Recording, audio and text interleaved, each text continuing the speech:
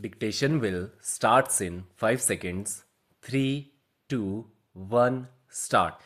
We must bear in mind the comparatively recent growth of our industries and the short history of our industrialization. Full stop. India has been looked upon for ages as a predominantly agricultural country. Full stop. Those who swore by that statement little realized the wealth of resources that were available in the country and which could, if properly tapped and efficiently exploited, place this country in the forefront of industrialized countries of the world. Full stop. We have, however, to realize that in the process of this industrialization, we have to make up the levy of decades, nay, centuries. Full stop. There has never and never can be anything like an industrial revolution in this country which would quickly transform its agriculture economy into a predominantly industrial one. Full stop. Our industrialization starting at a time of more progressive ideas than characterized the industrial revolution of Europe has naturally to take note of modern ideas of the relationship between employers and labor and between these and the general community. Full stop. It has also to take note of that would in the context of 18th century conditions be severe handicaps and drawbacks. Full stop. These naturally place limitations on the freedom of individual initiative and enterprise. Full stop. They naturally reduces the limits within which personally ability, talent and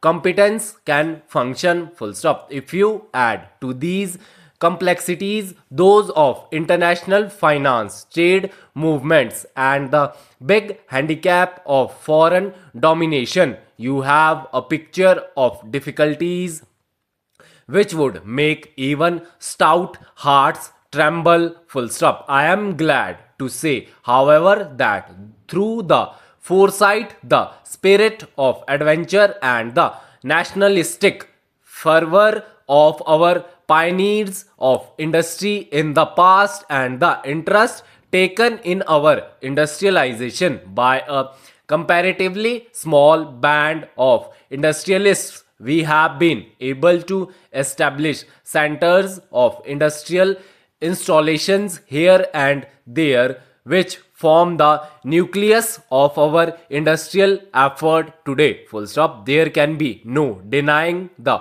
fact that the two world wars have made a tremendous difference to the peace of our progress. Full stop. The operation of the nationalistic forces in the century has not failed to affect the pace and character of our industrialization. Full stop. Nevertheless, I feel that those who try to find fault with our present industrial structure or the policies which generally govern our conduct in the industrial field will do well to remember that there is another side of the story without which our appreciation of the situation cannot be complete. Full stop. Next para. We are today faced with an economic situation without parallel in our history. Full stop. After the end of the war, we succeeded to an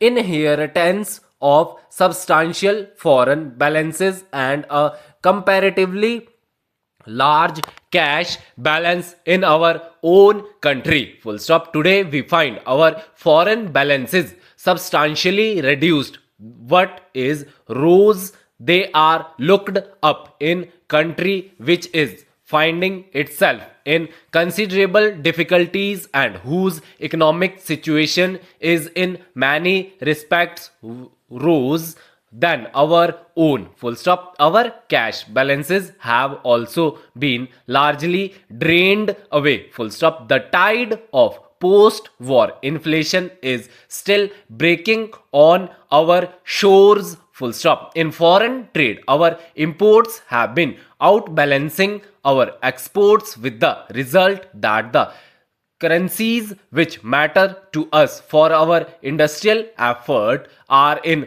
short supply. Full stop. Inside the country, spiral of prices has been rising. Full stop. There is a high level of taxation and we have already placed the last but one straw on the proverbial camel's back. Full stop. Other countries adopted the role of welfare states when they were substantially more advanced in their industrialization. Full stop. We have adopted that role today when we are hardly on our feet as an industrial country. Full stop. All this has produced a tremendous strain not only on our national exchequer but also on the capacity of industrialists to help themselves for the future as such. Full stop. If we look at the causes which have brought about the present situation, the remedies become